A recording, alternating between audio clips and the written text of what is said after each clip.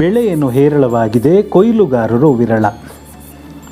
ಪ್ರಿಯರೇ, ಸಾಧಾರಣ ಕಾಲದ 11ನೆಯ ಭಾನುವಾರದ ಚಿಂತನೆಗೆ ಸ್ವಾಗತ. ಪ್ರಭು ಯೇಸುವಿಗೆ ಸುಗ್ಗಿಯ ಬಗ್ಗೆ ಅತ್ಯಂತ ಆಸಕ್ತಿ ಇತ್ತು. ಆದ್ದರಿಂದಲೇ ಇಂದಿನ ಶುಭ ಸಂದೇಶ ಹಾಗೂ ಲೂಕ 10:2 ನಾವು ನೋಡುತ್ತೇವೆ, ಆದ್ದರಿಂದ ಕೊಯ್ಲಿಗೆ ಆಳುಗಳನ್ನು ಕಳುಹಿಸುವಂತೆ ಬೆಳೆಯ ಯಜಮಾನನನ್ನು ಕೇಳಿಕೊಳ್ಳಿರಿ. ಅಂದರೆ ಸುಗ್ಗಿಯ ಯಜಮಾನ ಪ್ರಭು ಯೇಸು. ಯೇಸು ಸ್ವರ್ಗದಿಂದ ಭುವಿಗೆ ಬಂದ ಉದ್ದೇಶವೇ ಕಳೆದು ಹೋದವರನ್ನು ಹುಡುಕಿ ರಕ್ಷಿಸಲು, ಅದೇ ಸುಗ್ಗಿಯಂತೆ ಬೆಳೆಯನ್ನು ಕೂಡಿಸುವುದಾಗಿದೆ. ಯೇಸು ಜನಸಮೂಹವನ್ನು ಕಂಡಾಗ ಕುರುಬನಿಲ್ಲದ ಕುರಿಗಳಂತೆ ದಣಿದು ಚದುರಿ ಹೋದ ಜನರನ್ನು ಕಂಡರು. ಅವರ ಮುಖದ ಹಿಂದಿನ ಭಯ, ಹೃದಯದ ಆಳದಲ್ಲಿದ್ದ ನೋವುಗಳನ್ನು ನೋಡಿದರು.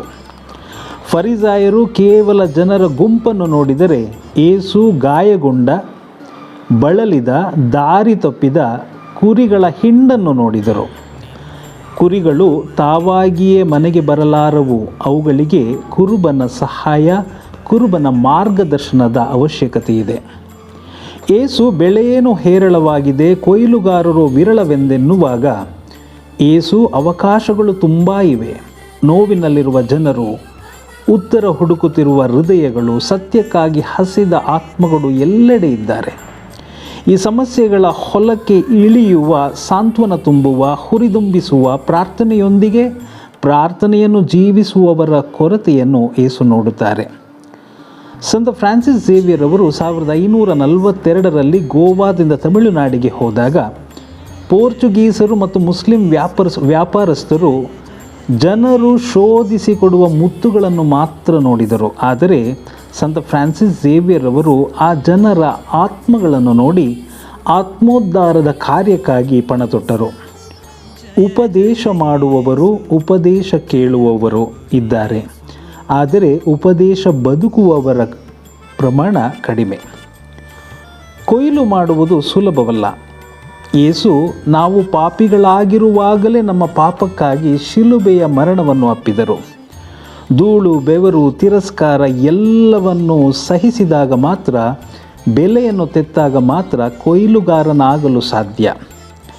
ಇಂದು ನಾವು ಯೇಸು ನೋಡುವಂತೆ ಕರುಣೆಯಿಂದ ನೋಡಬೇಕಾಗಿದೆ. ಯೇಸುವಿನ ಹೃದಯ ಕರಗಿದಂತೆ ನಮ್ಮ ಹೃದಯವೂ ಕರಗಬೇಕಾಗಿದೆ.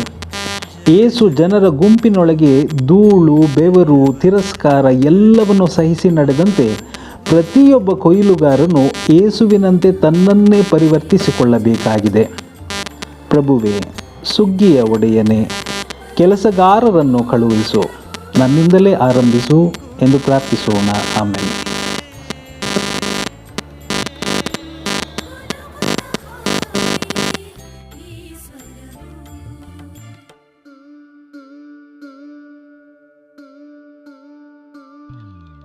ಜಯ ಜಯ ಯೇಸು, ಜಯ ಜಯ ಯೇಸು.